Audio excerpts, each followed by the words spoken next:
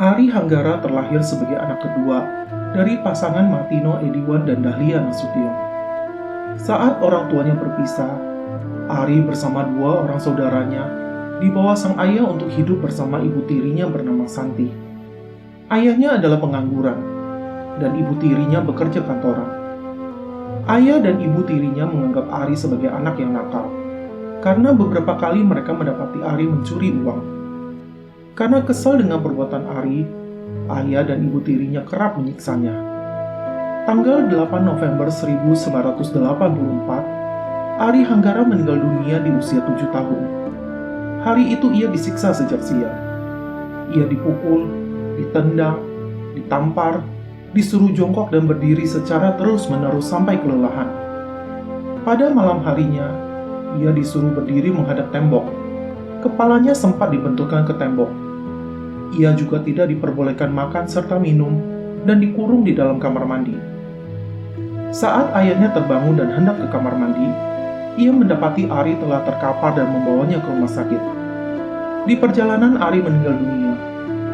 Jenazah Ari dipenuhi 40 luka yang menyebar di hampir sekujur tubuhnya. Ari Hanggara dimakamkan di TPU Jeruk Purut, Jakarta Selatan. Di samping kanan dan kiri nisannya, terdapat tulisan "Maafkan Papa" dan "Maafkan Mama".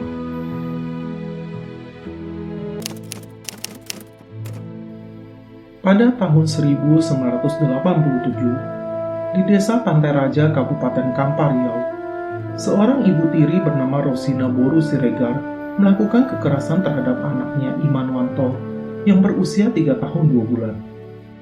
Bocah tersebut akhirnya meninggal dunia. Kemarahan Rosina tersulut karena Imanwanto kerap buang air besar di celana, dan kotoran bocah itu berceceran di lantai. Dalam kondisi tengah hamil, Rosina memukuli tubuh anaknya dengan gagang sapu ijuk berkali-kali. Imanwanto menangis dan kemudian tak sadarkan diri. Karena kampung tempat Rosina dan keluarganya tinggal terbilang jauh dari keramaian, warga masih mempercayai hal-hal mistis.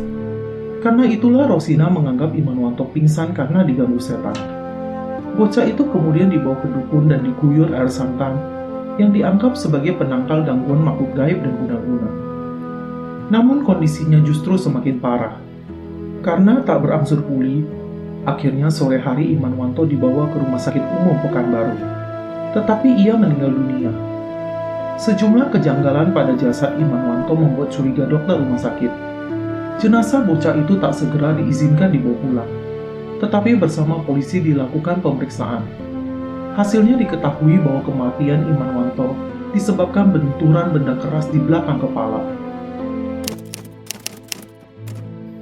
Pada bulan Agustus 1990, Yuda Arnoldi yang masih berusia 5 tahun meninggal setelah dianiaya ayahnya, Hermansyah Johan. Peristiwa kekerasan terhadap anak ini terjadi di Perum Pondok Rejeki, Tangerang. Karena tak mau berbicara dengan ibunya setelah dimarahi, Yuda disiksa ayahnya dengan cara ditampar, dipukul, dan diinjak-injak. Orang tua Yuda baru panik saat dirinya telah terkapar. Mereka kemudian membalur tubuh Yuda dengan kayu putih dan alkohol. Karena kondisinya semakin mengkhawatirkan, Hermansyah berniat membawa ke rumah sakit, tetapi dilarang oleh istrinya.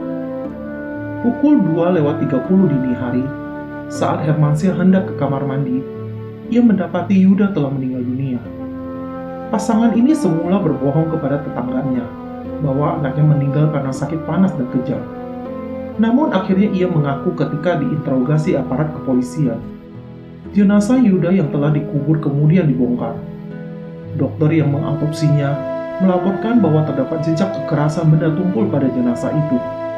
Injakan kaki ayahnya mengakibatkan 4 tulang iga punggung bagian kanan menusuk paru-paru Yuda hingga robek.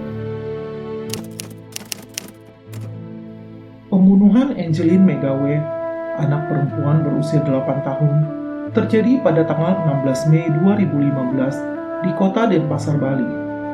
Peristiwa ini diawali dengan pengumuman kehilangan anak tersebut dari keluarga angkatnya melalui Facebook berjudul Find Angeline, Bali's Missing Child. Besarnya perhatian dari berbagai pihak membuat terungkapnya kenyataan bahwa Angeline selama ini tinggal di rumah yang tidak layak huni dan mendapat pengasuhan yang kurang baik dari orang tua angkatnya. Ia bahkan mendapatkan penyiksaan baik fisik maupun mental. Karena sikap ibu angkatnya, Margaret Christina Megawe yang sangat tertutup dan tidak kooperatif, muncul dugaan bahwa Angeline hilang bukan karena diculik, melainkan karena dibunuh, bahkan sebelum jenazahnya ditemukan.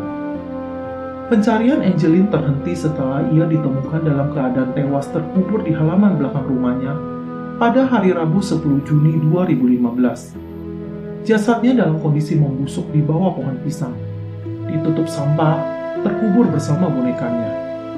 Dari hasil otopsi, Angeline diketahui meninggal sejak 3 minggu sebelumnya. Di tubuh jenazah ditemukan luka-luka kekerasan, berupa memar pada wajah, leher, serta anggota tubuh lainnya. Di punggung kanan jenazah ditemukan luka sundutan rokok. Selain itu, ditemukan juga luka lilitan dari tali plastik sebanyak 4 lilitan.